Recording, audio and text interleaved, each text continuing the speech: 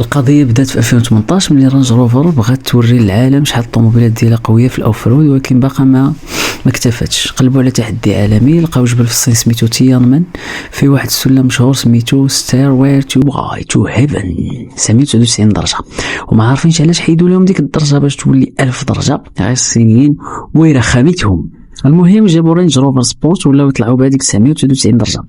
بين المهاره ديال السائق، القوه ديال الطوموبيل، طلعتهم بحال دايزه فوق شي ضوضان. فيديو دار ضجه عالميه وباقي محفور في الدماغ الصيني حتى دابا.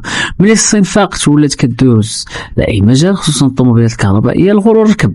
قالوا علاش لا ما ناخذوش حتى حنا هاد اللقطه هادي. هاد المره اختاروا الخصم الغلط، بغيتو تنافسوا الاب الروحي ديال الاوف رود. جابوا طوموبيل سميتها فاول لاين اكس ريل، داروا نفس السيتاب، نفس الطرج، نفس الكادر. بدات الطوموبيل كتطلع في الاول كلشي لاباس، قوتها باينه، الناس كتصور، الميديا فرحانه، وكل شويه بشويه الطوموبيل وقفات، رجعات، هرست الدروج، صورات تقلبات عليهم. المشهد ولا فضيحه بقلاقي العالميه. رانج روفر انجليز ما صدقوش، بداو كيطلعوها عليهم بالتلميح، بحال كيقولوا بغيتو تطلعوا 999 درجه دانا. ودابا شوفوا الفرق. المغاربه بطبيعه الحال حنا شدينا الموضوع وباقيين كنعبدوا كيف ما العاده في اي واحد جاب لنا شي حاجه. والفرق ما بين السيارات الصينيه اللي كتسوق في الصين وبين هنا، الفرق بيناتهم من ناحيه الفلوس اميال واشواط، من غير بعض الشركات اللي كتحترم راسها. بغيت نقول لكم هاد الشركات من بعد.